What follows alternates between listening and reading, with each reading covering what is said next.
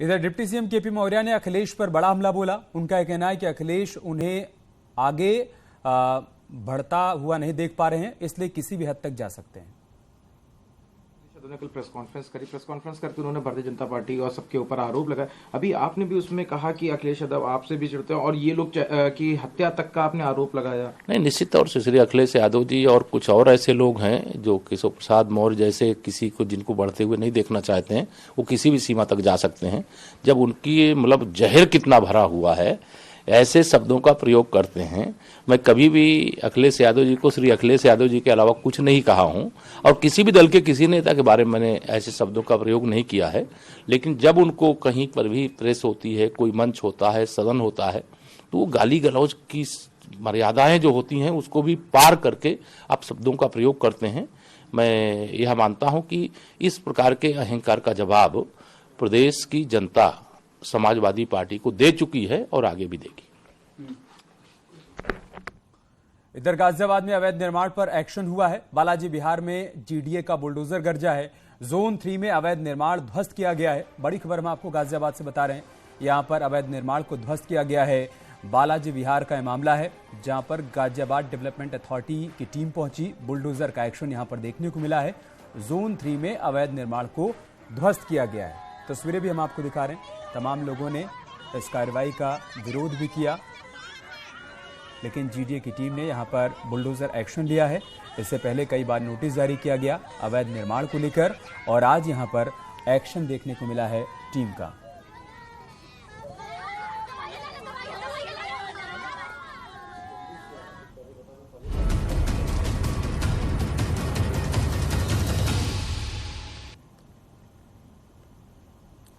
और प्रयागराज के Umesh Pal shootout case में अतीक अहमद के करीबियों के यहां बुलडोजर कार्रवाई जारी है। करेली समेत कई इलाकों में अवैध प्लॉटिंग और अवैध निर्माण पर पीडीए की कार्रवाई हो रही है। आज और कल 2 दिन एक्शन जारी रहेगा। पीडीए इसके लिए 2 दिनों का विशेष अभियान भी चला रहा है। तस्वीरें हम आपको दिखा रहे हैं। अतीक के करीबियों पर बुलडोजर एक्शन लगातार जारी है। इससे पहले आपने अलग अलग तस्वीरें देखी जब अवैध निर्माण को ध्वस्त किया गया, और आज भी करेली समेत कई इलाकों में अवैध प्लॉटिंग और अवैध निर्माण पर पीडीए की कार्रवाई चल रही है।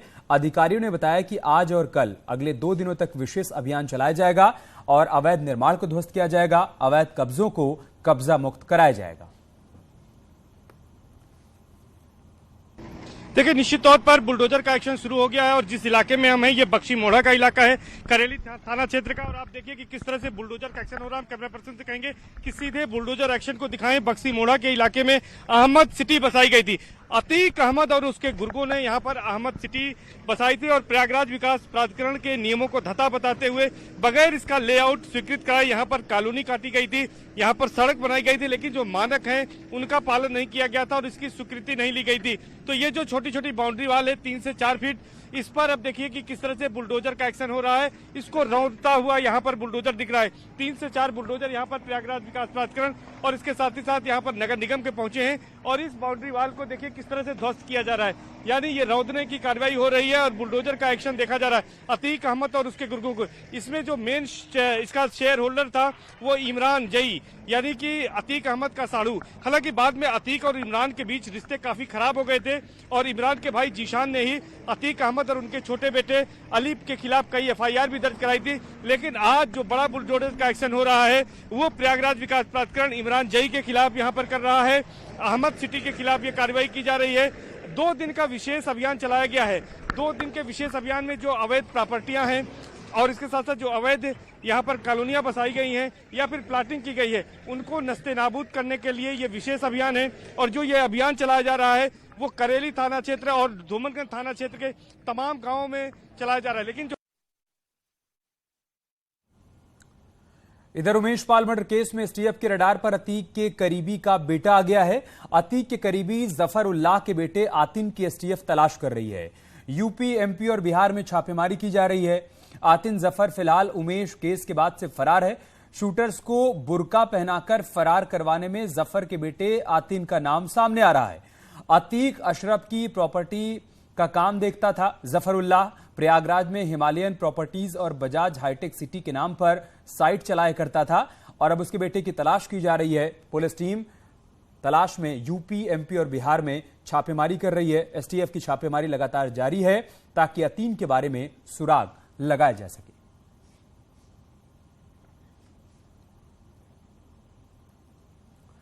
एक तरफ डॉन अतीक के साम्राज्य पर पुलिस का ताबड़तोड़ एक्शन जारी है। अतीक के करीबियों को गिरफ्तार कर पुलिस पूछताछ कर रही है, तो वहीं दूसरी ओर उमेश पाल शूटआउट कांड में अतीक की बेगम की तलाश तेज कर दी गई है।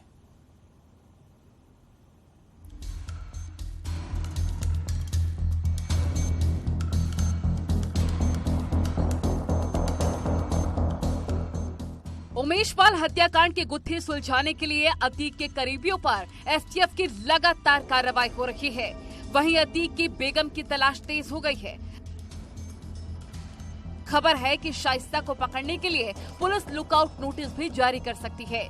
इसके साथ ही शाइस्ता पर इनाम की राशि बढ़ाने की तैयारी हो रही है। फिलहाल शाइस्ता पर 25,000 का इनाम है। बाहुबली पूर्व सांसद अतीक अहमद की पत्नी शाइस्ता परवीन उमेश पाल शूटआउट केस में नामजद अभियुक्त हैं और उन पर पुलिस कमिश्नर ने 25,000 का इनाम घोषित किया है। लेकिन पुलिस को यह आशंका है कि शाइस्ता परवीन विदेश भाग सकती हैं, जिसको लेकर अब पुलिस लुकआउट नोटिस जारी करने की तैयारी कर रही है। पुलिस को शक है कि जिस तरह से शाइस्ता परवीन ने फर्जी नाम और पते पर हथियार हासिल किए थे, उसी तर्ज पर वो पासपोर्ट भी हासिल कर सकती है और विदेश भागने की तैयारी भी कर सकती है। इसके साथ ही साथ पुलिस इस बात का भी पता लगा रही है कि कहीं शाइस्ता परवीन ने जिस तरह से फर्जी नाम और पते पर असलहे हासिल किए थे, उसी तरह से फर्जी पते पर कोई पासपोर्ट भी तो नहीं उन्होंने बनवाया है। इसकी भी जांच की जा रही है। इसके साथ ही साथ फरार 5 लाख के इनामी बेटे असद के बारे में भी पुलिस पता लगा रही है कि उसके क्या लोकेशन है। कुल मिलाकर आने वाले दिनों में शाइस्ता की मुश्किलें बढ़ सकती हैं। शाइस्ता की तलाश में एसटीएफ की लगातार छापेमारी चल रही है। पुलिस ने अतीक के पति को खोजने के लिए कौशाम्बी में गंगा के तेराई इलाके में सर्च ऑपरेशन चलाया। पुलिस ने अतीक के पति को खोजने के लिए कौशाम्बी में गंगा के तेराई इलाके में सर्च ऑपरेशन चलाया। गंसरी और उज्जैनी गंगा कछार में दबिश दी। इन इलाकों के मड़ैयों में भी तलाशी ली, क्योंकि तेराई इलाके में अतीक के बिरादरी के लोग रहते हैं। इसके अलावा उमेश पाल हत्याकांड में मंगलवार को पकड़े गए अतीक के 5 करीबी नियाज अहमद, मोहम्मद सजर, कैश अहमद, राकेश कुमार और अरशद कटरा की पेशी हुई, जहां से कोर्ट ने पांचों को 14 दिन की न्यायिक हिरासत में जेल भेज दिया। इस बीच ईडी अब अतीक और उसके गैंग पर सख्त शिकंजा कसने की तैयारी कर रही है। सूत्रों की माने तो इस केस में ईडी भी कार्रवाई कर सकती है। ईडी के रडार पर लखनऊ, प्रयागराज सहित कई अलग अलग शहरों में स्थित करीब 100 करोड़ की प्रॉपर्टी है। जांच एजेंसी जल्दी ही इन संपत्तियों पर अटैक कर सकती है। उत्तर प्रदेश के बाहुबली नेता रहे अतीक अहमद के खिलाफ जल्द ही केंद्रीय जांच एजेंसी ईडी यानी प्रवर्तन निदेशालय के द्वारा एक बड़ी कार्रवाई को अंजाम दिया जा सकता है। हालांकि अतीक अहमद की बात करें तो पिछले काफी समय से वो गुजरात स्थित जेल में कैद है और वो सुप्रीम कोर्ट के ऑर्डर के बाद वो साल 2009 में ही गुजरात स्थित जेल में उनको शिफ्ट किया गया था। लेकिन जिस तरह से इस मामले में अतीक अहमद और उससे जुड़े हुए उनके परिवार के कई सदस्यों के खिलाफ जांच एजेंसी के द्वारा कार्रवाई चल रही है, कुछ नए अपडेट्स मिले हैं, कुछ नए इनपुट्स मिले हैं, उसी के आधार पर यह जानकारी मिली है तकरीबन 100 करोड़ से ज्यादा का जो आर्थिक साम्राज्य है उसको ध्वस्त करने की तैयारी अब ईडी के द्वारा की जा रही है। फिलहाल अतीक और उसके करीबियों की अब शामत आने वाली है, क्योंकि सरकार का दावा है कि प्रदेश में माफिया राज अब बर्दाश्त नहीं होगा। Bureau report, news 18।